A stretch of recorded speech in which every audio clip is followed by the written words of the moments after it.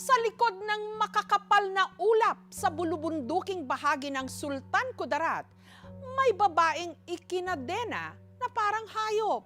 Bakit ito nagawa sa kanya ng sarili niyang pamilya?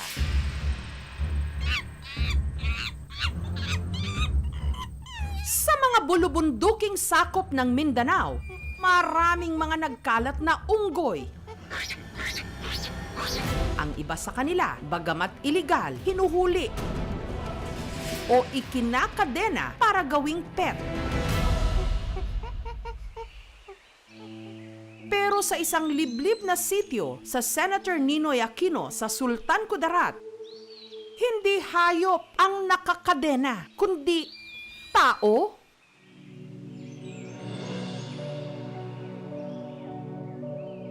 Kung tingnan natin, para talaga siyang unggoy. Kasi wala namang makalapit sa kanya.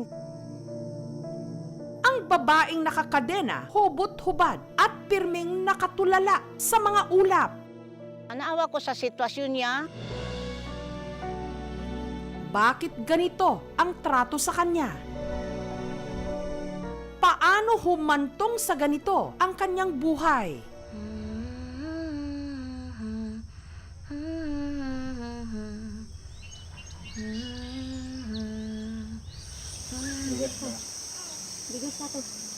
Ang babae, itago natin sa pangalang Jane.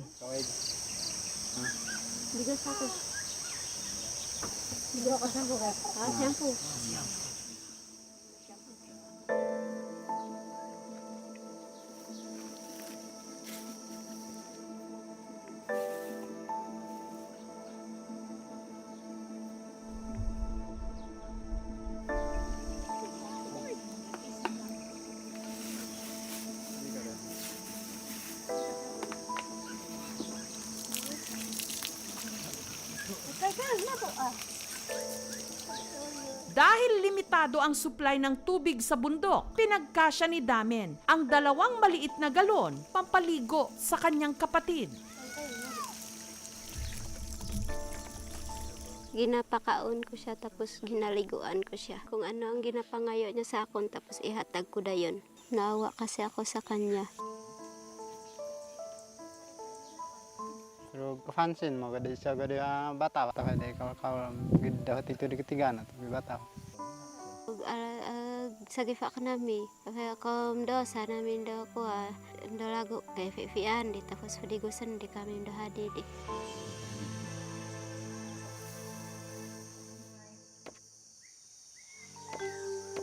Nag-iba raw ang sitwasyon simula nung ang isipan ni Jane parang laging nasa alapaap. Alagaan ng masakit.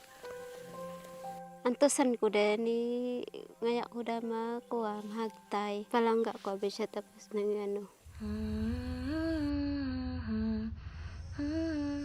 Sa tabi ng kubo ni Damen at ng isa pa nilang kapatid na si Jomar ang pwesto ni Jane para itong scaffolding na gawa sa kahoy kung saan siya pirming nakatalungko. Nasa gilid lang ng bangin. Wala siyang proteksyon sa ulan o sikat ng araw. Kog sa kumasitanan di, grangan di, o kisin di. Hindi ba siya giniginaw? Hindi di, kang ginadaman di ba di. Daman baroy di ako pagpandam ko datas. Dahil ako ba na rin na gusto di ko mapadafag-dafagin. Iya do na tamanan di. Mula ada gue kan kuba do siya di kriko ka do na kubalo di. Tado man siya na kuba do ko duag daw do naik kan mado do.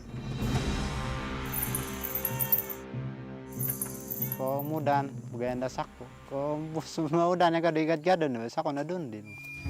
Umabot nga sa puntong si Jane kinailangan ng ikadena. Masakit man sana pero wala naman kasi kami kasing magaway dahil mahirap lang kami. Grama ka na, di ko sada na lang kanina, di. Kasi magsakitan, di. Tao ko doon, kasada. Kung tingnan natin, para talaga siyang unggoy. Kasi wala namang makalapit sa kanya.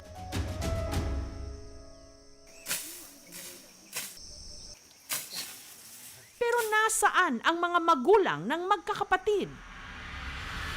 Dito sa liblib ding barangay ng Lagubang sa kaparehong bayan.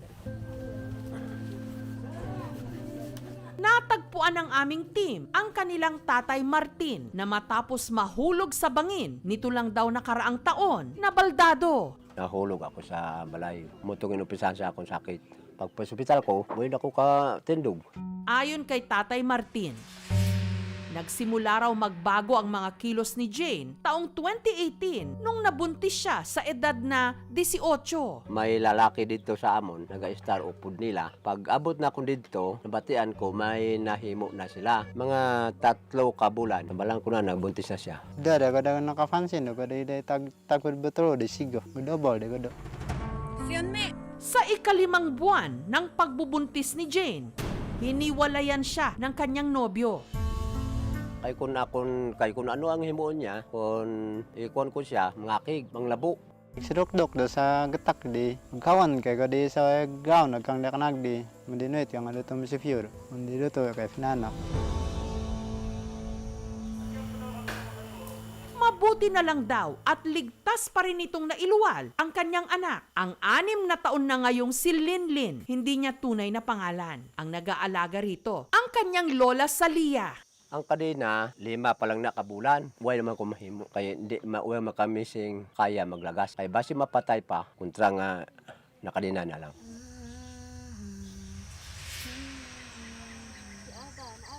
Sa mga bibihirang pagkakataon na kinakausap ni Jane ang kanyang mga kapatid, iisa raw ang kanyang binabanggit. Ha?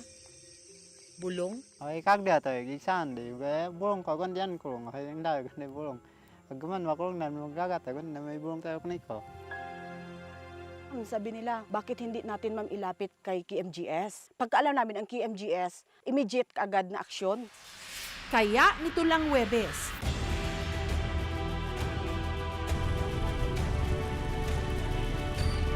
sa koordinasyon na ginawa ng ating programa, nagkasa ng rescue operation ang provincial government ng Sultan Kudarat at ng kanilang rural health unit. Sa paggabay ng isang nurse na trained sa mga mental health patient, sinubukan nilang kunin si Jane. Nahiga ko naman nagamay. Nakita kay. Ano ti? Ikaw madali kan. Nung una, halatang lito si Jane sa nangyayari at ayaw sumama sa rescue team. Wa, ihasik ka ako na, witan ako na, miko inda kalma ko. Magbalik ka mo ay jado. May lat ko do. Hinad. Sagwik ka. Oh, buwan ko. Oh, bang kada. Na Pajama. Munot ka kumi ha.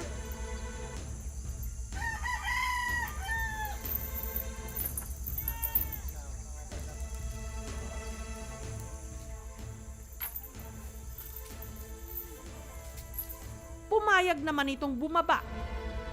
Pero ayaw pa rin niyang magpa-check up.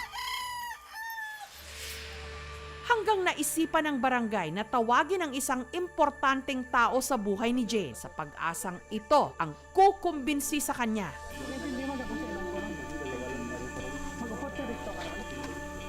Walang iba kundi ang anak ni Jane na 4 na taon na niyang hindi nakikita, si Linlin. Ha? Saya ka, tigang ka anak ko. Kilala ka rin ba? Hay, kilala ka rin. Hay, Anak ka ba? Anak. Hira ka ba ganyan anak ko? nakatak. Nakatak. Ano to? Sa pa uniform. Sa kay truck daw. Ay sa kaya truck. Makalipas ang mahigit 2 taong pagkakagapos, si Jane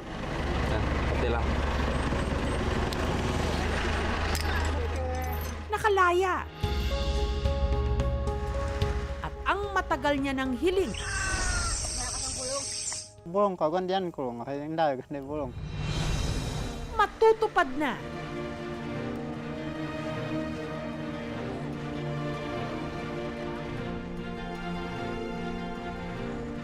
Dinala ng aming team si Jane sa pinakamalapit na pagamutan. Based sa assessment namin, may psychosis na talaga siya. Sa kanya kasi during pregnancy, may psychosis na siya. Usually ang psychosis kasi yung imbalances sa mga brain, pwede biological siya, tapos triggered lang siya by stress. Sa ngayon, hindi naman siya violent. Kaya pa naman siya